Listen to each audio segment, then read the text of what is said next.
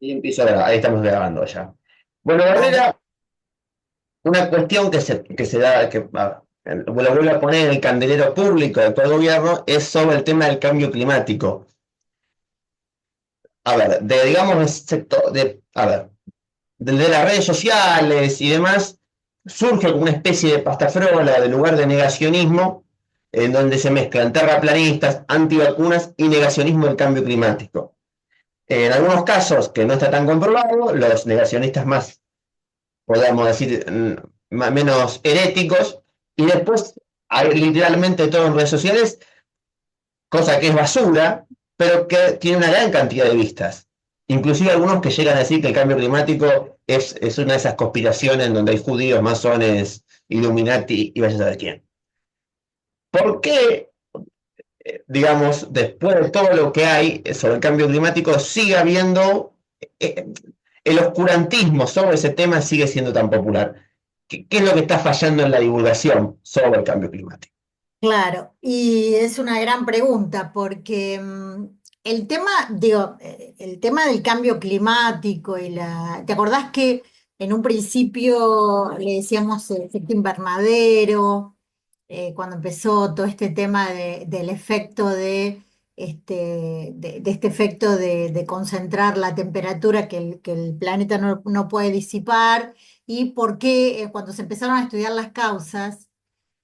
La verdad que hay sobrada evidencia científica que indica que la actividad antrópica ha acelerado este proceso de este efecto invernadero, donde el impacto más evidente es el cambio que va cambiando el clima, ¿no?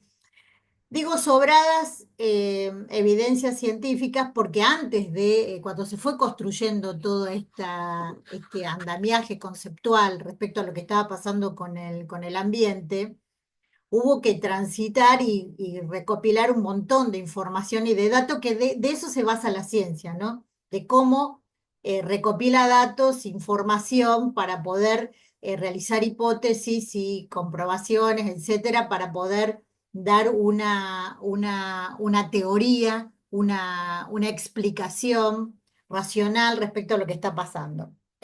Eh, para nosotros hay una evidencia que la acción antrópica, que es a eso a lo que apuntan los que la niegan, que primero la evidencia no está tan fundada, es decir, que como en realidad no hay tanta evidencia a lo largo de miles de años, sino que imagínate que la información sistematizada debe tener hay información, indicadores secundarios, digamos, que pueden dar cuenta de que fue cambiando el clima, pero en forma real de cómo se midió la temperatura debe tener, y yo te diría 200 años. Acordate que los sistemas meteorológicos mundiales surgen alrededor de fines de 1800.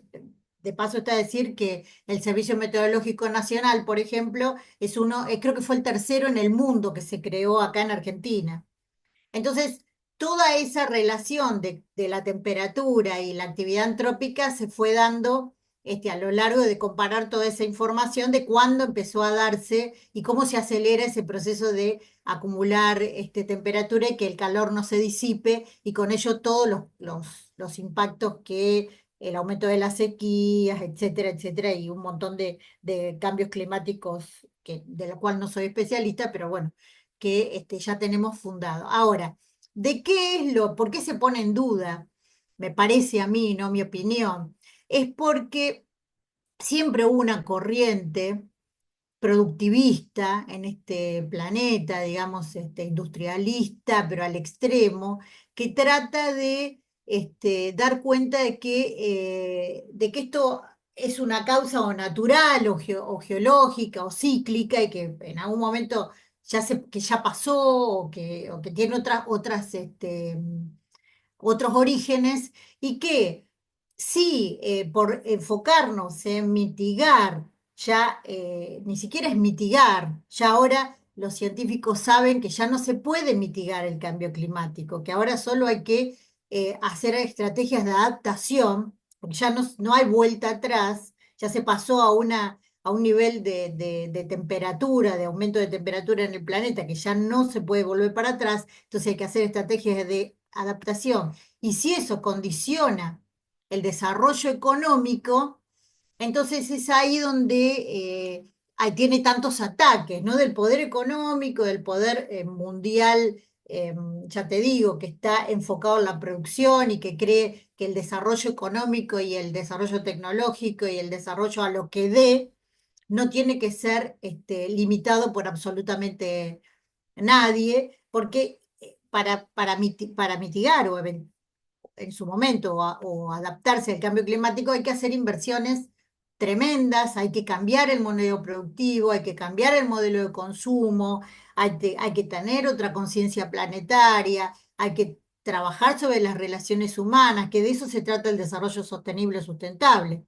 Yo creo que los que se oponen liderados por los países que más emiten gases de efecto invernadero, como es Estados Unidos, precisamente por esta mentalidad, por esta concepción que tienen de lo que es la humanidad, ¿no? La producción y manejado por el sistema financiero, y así como otros que no le dan bolilla en absoluta, como ha sido China y otros países. Entonces, oponerse a ello es porque dar cuenta de que el cambio climático tiene un efecto sobre nuestro desarrollo sería enfocar las naves del desarrollo hacia otros lugares a los cuales no están dispuestos a ir. Entonces, me parece que ahí esa corriente, si yo te digo, esto es no es que está pasando ahora, vos sabrás que en la década del 70, cuando salió el modelo mundial que que se indicaba que debía limitarse el crecimiento mundial para que los recursos naturales no se agotaran, salió en su momento la Fundación Bariloche, una serie de investigadores argentinos y latinoamericanos diciendo hay un modelo alternativo. No hay que limitar el crecimiento, no solamente hay que limitar el crecimiento, hay que crecer de otra manera y hay que aumentar la distribución, que ahí estaba el problema. Esto ya se viene discutiendo de la década del 70 o 60, te diría.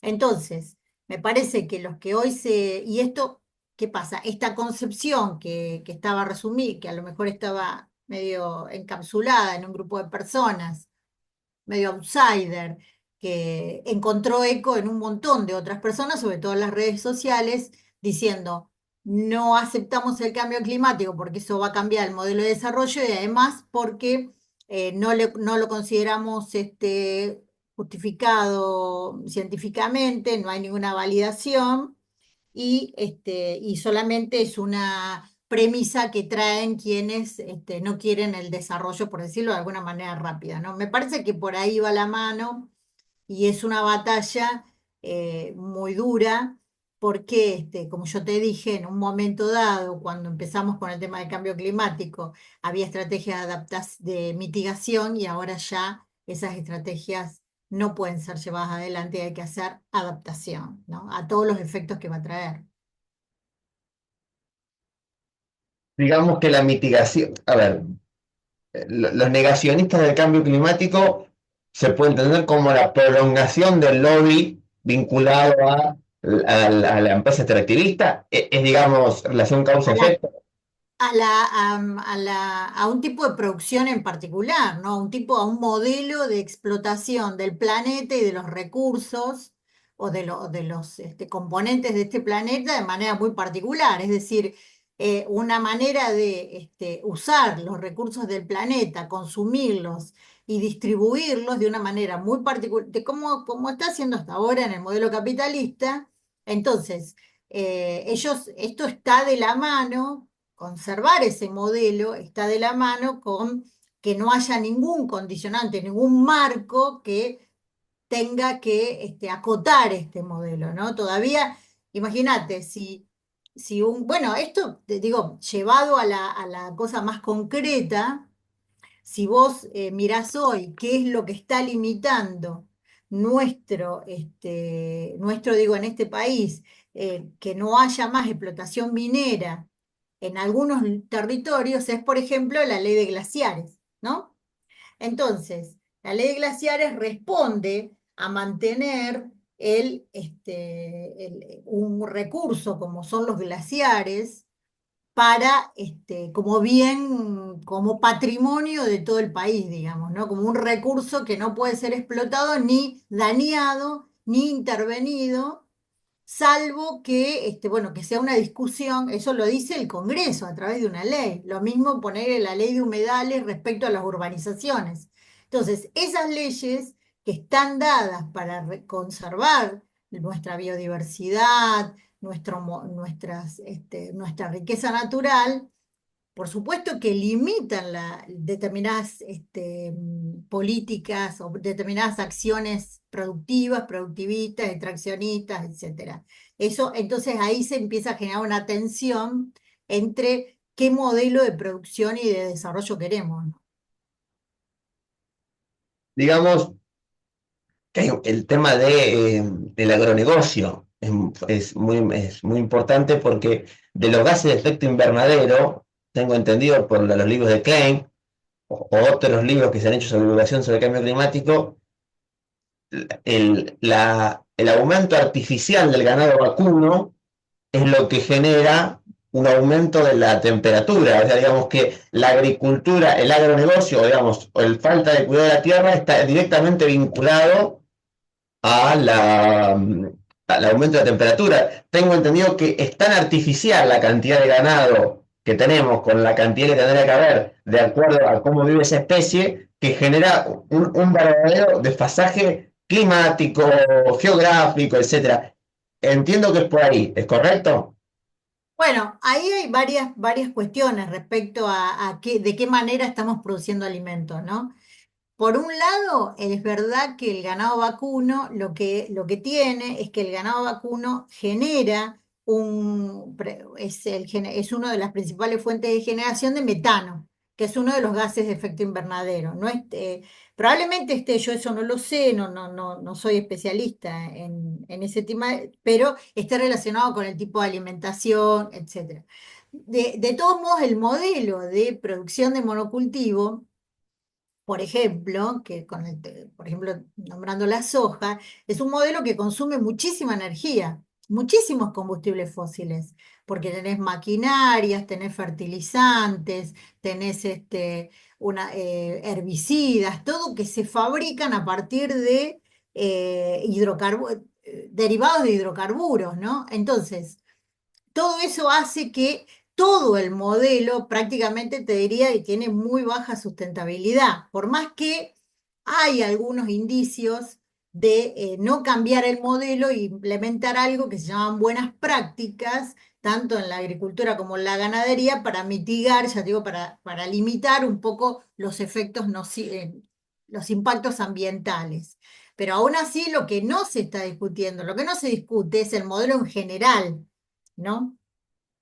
Se discuten cosas más particulares. Entonces, lo que nosotros, por ejemplo, como país, lo que debiéramos hacer es mirar un país que es tan rico en recursos naturales, porque la mayor riqueza de este país tiene muchas riquezas, pero de las más potentes es la biomasa vegetal que tiene, donde se pueden generar mucha biomasa porque tenemos una tierra muy, muy buena. También, bueno, también tenemos muchos productos del mar, o sea, tenemos forestal, tenemos un montón de recursos que podemos explotar, pero el tema es cómo hacerlo sustentable y para eso necesitamos leyes y necesitamos, yo digo leyes porque se supone que en una democracia el Parlamento o el Congreso es la expresión coherente, digamos, si cabe la palabra o la expresión, de todo un pueblo, en donde para poder dar el marco de trabajo y de sustentabilidad. Entonces, me parece que teniendo como base cuál es nuestra contribución como el modelo productivo al cambio climático, más los problemas ambientales que estamos teniendo, ¿no? Inundaciones en algunos lados, falta de agua y sequía en otros, desertificación que está avanzando en pasos agigantados en muchas partes del país, problemas con la explotación, con algunos tipos de explotación minera, bueno, problemas energéticos, bueno, todo ese modelo de problemas ambientales, socioambientales, diría yo, que estamos teniendo, hay que verlo de una manera donde siempre el marco sea la sustentabilidad y la inclusión social, ¿no? Quiero agregar esto porque si no parece que fuera el ambientalismo puro y no es así. Digamos, el ambientalismo, si se quiere, desagregado o salido de la cuestión del desarrollo económico, porque también un proceso de acumulación originaria es necesario en países en vías de desarrollo, entre comillas, que se Bueno, obviamente, y la une el verdad. ambientalismo con el industrialismo. Por supuesto, y eso por eso digo que tiene que ser una visión más holística, más integral, más donde estemos discutiendo el modelo de, por eso, no digo, también, si fuera el caso, pero que no es el caso de este país, de transformarse en una gran reserva de que no se toque nada, pero no es el caso, sino ver cómo se hace un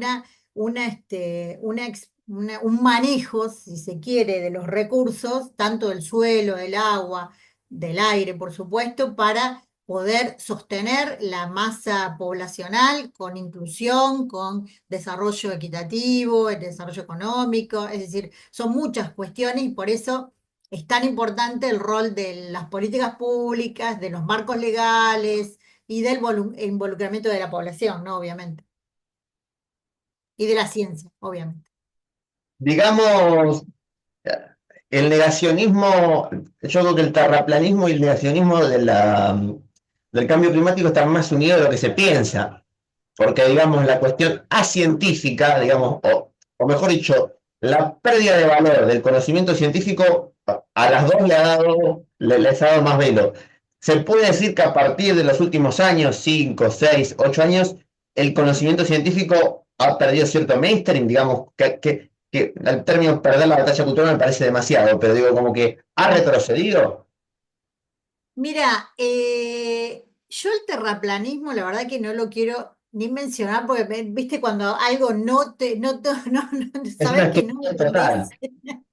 Es Pero como no una. es cierto que los que dicen que la Tierra es plana tienen 2 millones de visualizaciones y hacen sus buenos mangos los youtubers con Mira, el eso. otro día casualmente lo estábamos hablando en un grupo de amigas porque de colegas también, porque, viste, cuando algo te impacta tanto desde el punto de vista de la información que pues digo, ¿por qué? Porque me puse a leer de dónde sale toda como decís vos, esta tendencia, sobre todo en redes, y vi que hay personas muy reconocidas, por ejemplo, en otros países, personas de renombre social, no digo científico, que tienen y que han armado argumentos que hasta parecen sólidos, te digo, pero no, bueno, el tema es que a mí me da la impresión que siempre hubo, de manera solapada, digamos, alguna tendencia, porque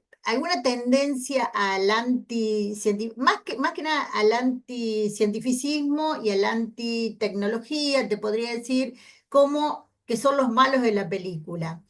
Pero también pasó que hay tanta información en las redes confusa y sin fundamentos y que ha circulado la pérdida de credibilidad de los medios de comunicación, de otros medios de comunicación, de las instituciones, de la política.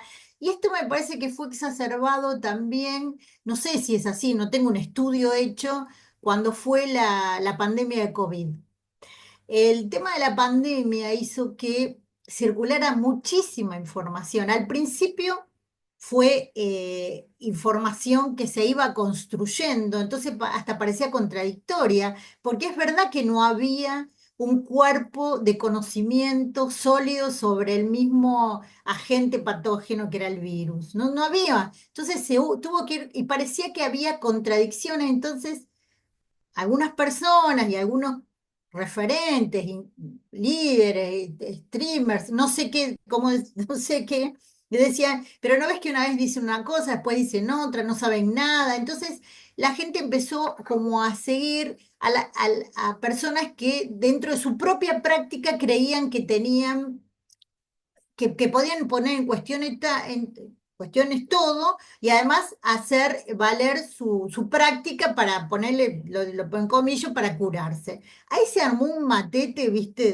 de información falsa, de personas, de gurús, de que todo se hacía un chicle, digamos, en cuanto a la información. Yo me acuerdo que en ese momento dábamos clases, yo soy docente universitaria y por trabajamos mucho el tema de la información por virtualmente. Entonces, una de las cosas que yo más marcaba era qué fuentes debían tomar para poder hablar sobre el tema de la pandemia. Uno era la OMS y otras fuentes médicas, porque si no, la confusión generaba además mucha angustia. Ese link, te diría, ese enlace entre la información falsa, la angustia, la ansiedad y hizo que esto que vos mencionás se profundizara. ¿Me entendés? Que el tema de empezar a cuestionar todo lo que, toda la información que viene del lado de la ciencia esté cuestionada.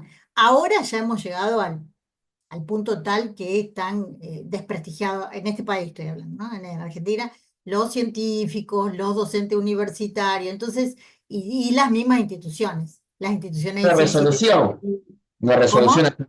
salió una resolución hace unos días limitando los objetos de investigación.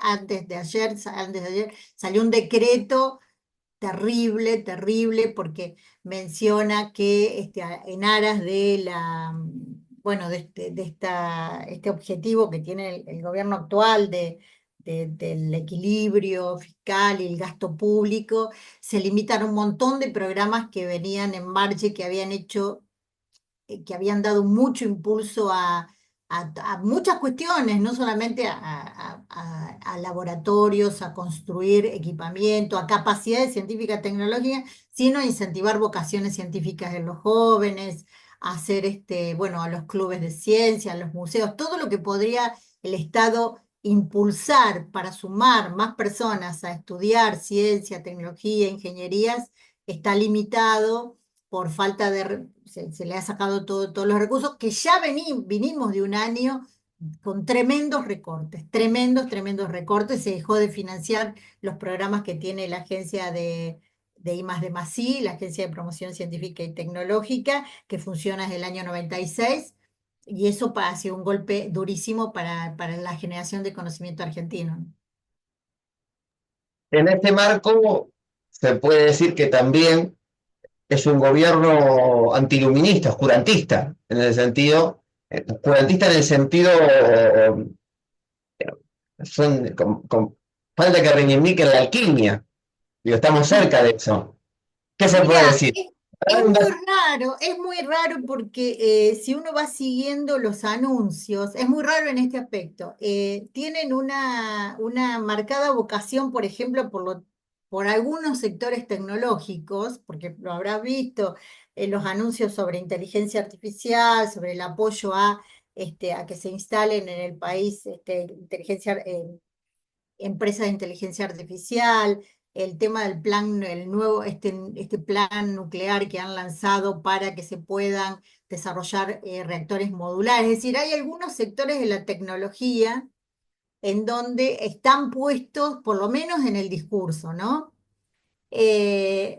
Ahora no recuerdo si hay otro, pero es como ahí entran en una especie, obviamente, de contradicción, porque la tecnología y el desarrollo tecnológico tienen una base científica muy fuerte y tienen una base de conocimiento muy fuerte, y el impulsar determinadas tecnologías desarrolladas en otros países que precisamente son, por ejemplo, Estados Unidos, habrán, como dice Mazzucato, como dice la economista Mazzucato, donde más pone el Estado tecnologías que después se transfieren a la sociedad o a las empresas para resolverle los problemas a la gente, ahí entran como una contradicción. Parece como que el hilo de pensamiento se concentrara en el tema tecnológico, como que el tema tecnológico surgiera, sí, mágicamente, voy a decir, de otros lados, que no es la ciencia.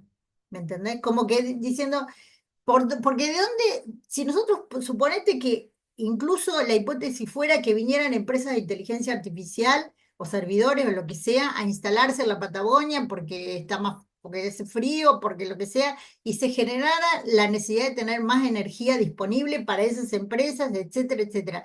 La capacidad tecnológica que tendría que tener este país de personas, de graduados en ingeniería, en informática, en física, debiera ser enorme porque nosotros, si recibimos, si nos hacen transferencia de tecnología madura en cualquier ámbito, necesitamos capacidades para manejarla también. Y eso para eso hay que tener universidades fuertes, laboratorios fuertes, investigaciones fuertes. Entonces, no sé si hay un desacople, te digo, en todas estas cadenas de valor del conocimiento, ¿no?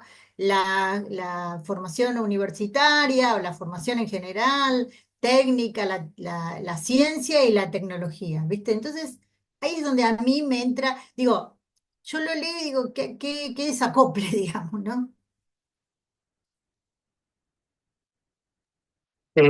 Sobre ese tema en particular, eh, digamos, a ver, el tema de la energía nuclear, justamente que hablábamos, que había salido como pequeña arista. ¿Es viable, digamos, una Argentina donde se bajen violentamente los costos a base de la energía nuclear, como propone, por ejemplo, Guillermo Moreno? ¿O es una ficción esa Qué cuestión pregunta, de... la verdad que no lo sé, porque yo vivo justamente en una ciudad en un partido, porque no mi ciudad, yo vivo en Zárate, y en el partido de Zárate hay dos centrales nucleares, se acaba de parar el proyecto del CAREM, y además, bueno, estaba prevista la tercera, cuyo avance fue también suspendido. Em, la verdad que yo no tengo los números como tienen los economistas en la cabeza sobre la viabilidad, porque si vamos a hablar de viabilidad solo económica o financiera, hay que hacer un análisis de ese tipo. Lo que ocurre con la energía nuclear históricamente es que hay que pensarla en todo su ciclo de vida, que es precisamente no solamente la instalación, que hay otra vez. No solamente la instalación de una central nuclear requiere que venga una empresa extranjera, suponete, a instalarla. Después la operación es tremendamente compleja. De hecho, en los 90, cuando Menem para el plan nuclear y todos los ingenieros nucleares que teníamos en Atucha 1 se van o se dedican a otra cosa, cuando vuelve en la época del 2003 y se empieza a hacer, se retoma Tucha 2 y el plan nuclear argentino se reactiva, hubo que formar un montón de gente y traer, la primera etapa hubo gente muy mayor que se hizo cargo de las centrales porque no había ingenieros nucleares. Entonces, eso por un lado, las capacidades que requerís. Por el otro, cómo disponés de todos los residuos que se generan, los elementos combustibles que ya no se usan, también hay que pensarlo. Bueno, hay un montón de factores que pensar donde la energía nuclear ha vuelto, así como en la década o los últimos 20 años había sido muy denostada en Europa sobre todo. Bueno, ahora ha vuelto a ser revalorizada precisamente por este problema del cambio climático, que los combustibles fósiles se van a tener, cada vez hay que utilizarlos menos porque no se puede minimizar el impacto que genera. Entonces, es toda una discusión que hay que dar respecto a, ahora lo que están proponiendo el plan nuclear argentino que mencionó el presidente es la instalación de reactores modulares pequeños en distintos lugares. Eso, dicho así, es una línea en un diario, digamos, no se han dado detalles técnicos y tampoco creo que hay un par de especialistas, recomiendo leer a Daniel Arias, donde hace un examen muy exhaustivo respecto a eso, muy crítico. Entonces me parece que la viabilidad no solo tiene que contemplar lo económico, financiero, digamos, sino todo un paquete de cuestiones, incluyendo el desarrollo sustentable, obviamente, y las capacidades tecnológicas. Última pregunta. Dale. Ya nos quedan 6 minutos para Zoom, para cerrar. Eh, con el gobierno de Javier Milei, ¿qué queda de la Secretaría de Medio Ambiente, de la Secretaría de Ambiente? ¿Qué se está haciendo ahora? Mirá, lo que trasciende de la política ambiental de este gobierno es nada. Directamente yo no lo veo en agenda el tema. Creo que en agenda está sobre el tema ambiental no veo ninguna propuesta. Todo lo que he leído respecto a la agenda ambiental tiene que ver con bajarse determinadas políticas o programas que el gobierno venía sosteniendo, como la Agenda 2030, como bueno, todo lo que tiene que ver con cambio climático. eh, es- También se está esperando esto, cómo va a reaccionar frente a algunas, ya ha circulado que algunos empresarios o algunas inversiones mineras empezaron a hablar de que la ley de glaciares está limitando o puede limitar la explotación minera, pero no han dado respuesta más que, ya te digo, negativa respecto a lo que se venía haciendo.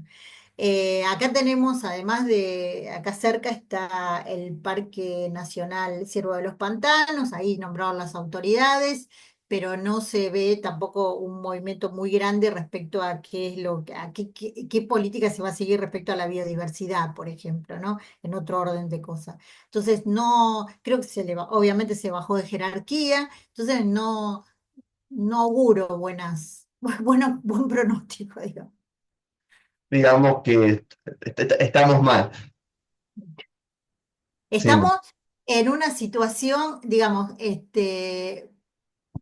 otra vez, el único punto de comparación que podría ser es, bueno, en la época de Menem se creó la Secretaría de Ambiente, fue cuando se creó, después de intentos fallidos de otras estructuras, y en la época de Macri se siguió relativamente, digo, para asimilarlo a gobiernos que tienen ideológicamente una postura similar, algunas cosas se iban manteniendo, pero eran como mínimas, te diría.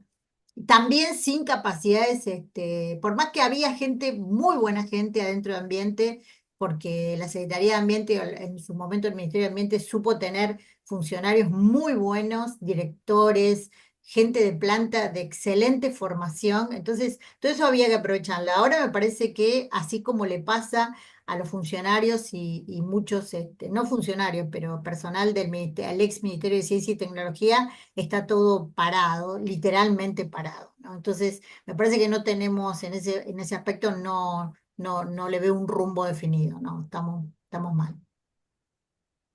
Bueno, con eso corto la grabación. A ver.